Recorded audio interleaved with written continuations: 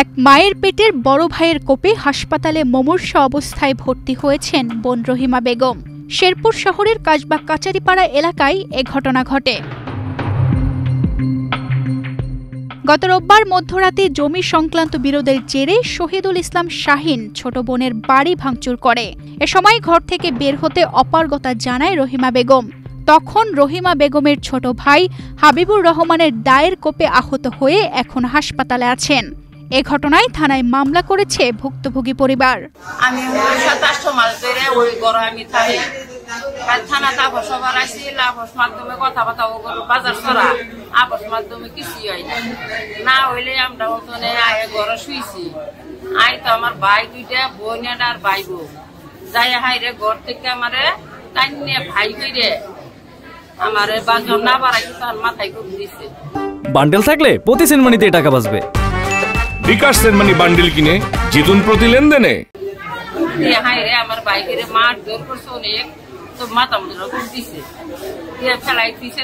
হাইরে ওরা ঘর গাছ পালা টিন যা আছে সব পাইছে নিতে নিছে। ভুক্তভোগী রহিমা বেগমের ছেলে শফিকুল ইসলাম বলেন, তার বড় মামার কাছ থেকে জায়গা কিনে সেখানে ঘর তুলে থাকতে দেন মাকে, কিন্তু যার কাছ থেকে জায়গা কিনেছেন তারা চান না এখানে আমরা থাকি। তার কাছ থেকে 71% জমি ক্রয় করি। আমার সাথে ওনার ছেলে মেজবাউল ইসলামকেও জমি লিখে দেয়, ওনাকে লিখে দেয় 1 একর 22%। আমি জমি ক্রয় করার পরে উনি জমি মেপে দেয়, মেপে দেওয়ার পরে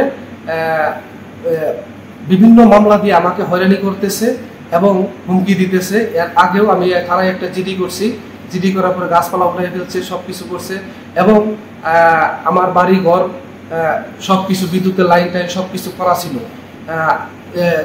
10/8/2025 আমার মা বাবা বসত করে বসবাস করছিল।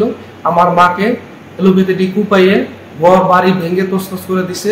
ঘটনার বিষয়ে জানতে চাইলে শহীদুল ইসলাম শাহিন হামলার বিষয়টি অস্বীকার করে জানান, এই জায়গা নিয়ে মামলা হাইকোর্টে চলছে। কিসের হামলা করছি? আপনি দা দিয়ে কূপ দিচ্ছেন। আপনার কি কাজে আমরা পরিচয়টা দেন। আমরা কোথায়? শেরপুর বাড়ি নাকি কোথায়? আমার বাড়ি শেরপুর। কারণটা কি মনে করেন জোরপূর্বক নিলে ওটা দিব কিভাবে? আর না নিতে লেগে দেখি নেই এই বিষয়ে আমাদের আদালতে মামলা আছে। ওই ঘটনায় থানায় একটি লিখিত অভিযোগ দিয়েছেন শফিকুল ইসলামের বাবা ইয়ানুস আলী। এ ব্যাপারে শেরপুর সদর থানার ওসি জুবায়েদুল আলম ক্যামেরার সামনে কথা বলতে নারাজ। তবে তিনি জানিয়েছেন বিষয়টি গুরুত্বের সাথে দেখছেন এবং আসামিকে ধরার চেষ্টা চলছে। আসামি ধরার জন্য আমরা একদম প্রথম থেকেই তৎপর আছি। আসামি ধরার চেষ্টা করতেছি 100%। আমরা মামলাও নিয়েছি, আসামি ধরার জন্য তৎপর আছি এবং বিভিন্নভাবে আমরা সোর্স মেইনটেইন করতেছি। আসামি পেলে ধরে। তানজিদা রহমান, ইনায়া, বাংলাদেশ প্রতিদিন।